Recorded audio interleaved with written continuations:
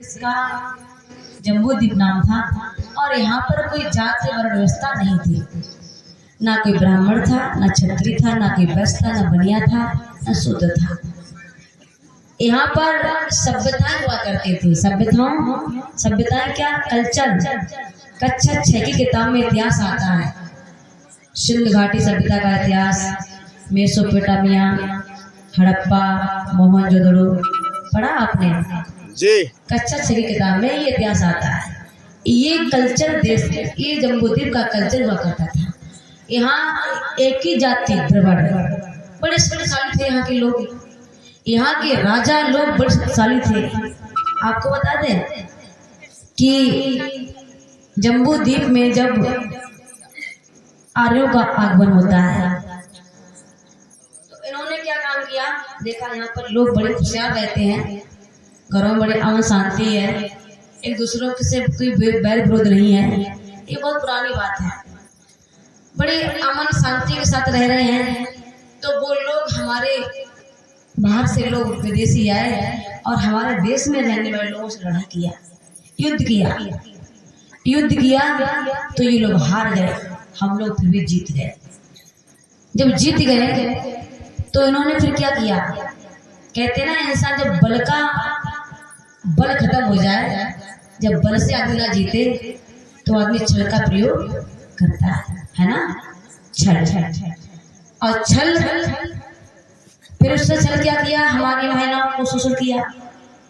यहाँ जम्मूद्वीप में महिला रहने वाली, और हमारे जैसे इतना तो चटकार बन गया कि हमारे खुद ही भाई भाई से लड़ाता है और फिर समझौता भी करता है। समझो, लड़ाता भी है, हमारे भाइयों में लड़ाई भी कराता है। समाज में ऐसे लोग होते हैं जो हमारे भाई लड़ाई भी कराते हैं, अब पंचायत वही करने आते हैं। ऐसे लोग बड़े खतरनाक होते हैं। ये लोग उसी नीति के थे, हमें लड़ाते थे और पंचायत खुद भी करते थे और अपने सर्वश्रेष्ठ बनते गए। हमारे राजाओं को, पुरखों को छल से नहीं, छल से मौत घटता है।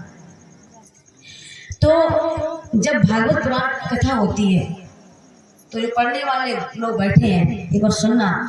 शास्त्री पहले ही दुआ में कहता है कि जम्बूद्वीप आर्यावर्त भारतखंडे, है ना जी।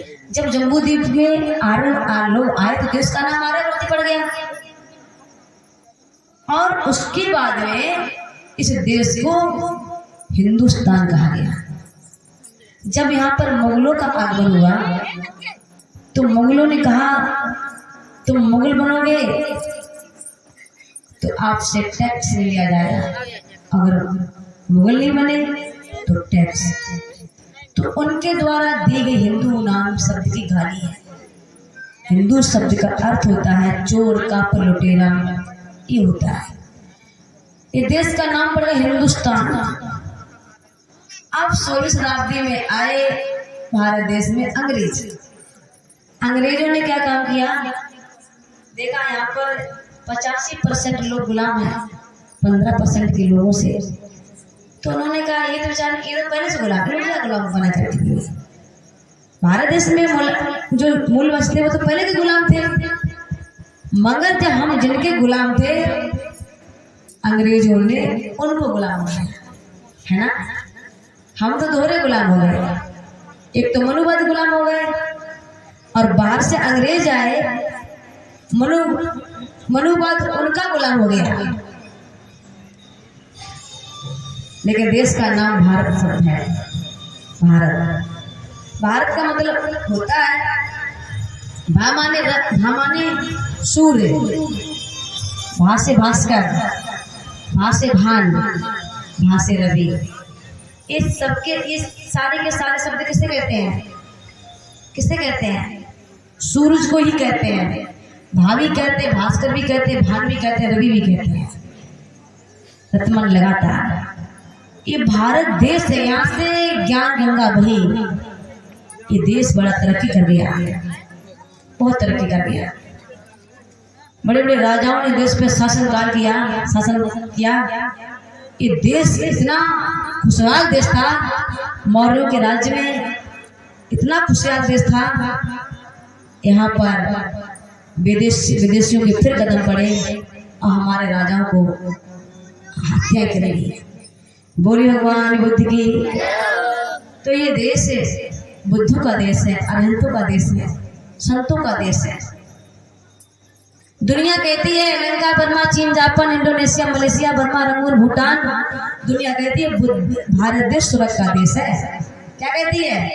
स्वर्ग का देश। समझिए, आपके देश को वो लोग कहते हैं स्वर्ग का देश है। और स्वर्ग के देश में रहने वाले लोग क्या करते हैं?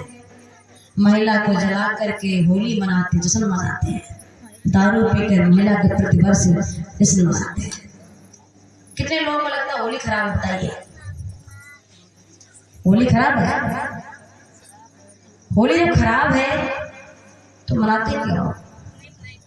नहीं मनाए हम लोग। बहुत अच्छी बात है। अभी होली पे 14 तारीख को 14, 15, 16 3 दिन का कार्यक्रम हमारा जिला जलौन में था। होली वाले दिन ही वहां के लोगों ने नहीं मनाई होली। समझिए भाई, एक जिंदा औरत को जलाया जा रहा है और पूरा संसार नाच रहा है उसकी जश्न में। कंडे रख लिए, कहीं मार्केट से गाड़ी जा रही है, निकलने की जगह नहीं मिल रही है, मोहल्ले में कंडे रखे हैं, लगाए तो सुबह यार बस जल गई होली। यानी कि महिला को प्रतिवर्ष जलाने का काम करते हैं। लेकिन मैं उनसे कहती हूँ, जो लोग कहते हैं होली अच्छी है, मनाते हैं तो धूमधाम से, तो जलाते क्यों? और जलाते हो तो मनाते क्यों? बोली भगवान बुद्ध की। बड़ी समझने की बात है।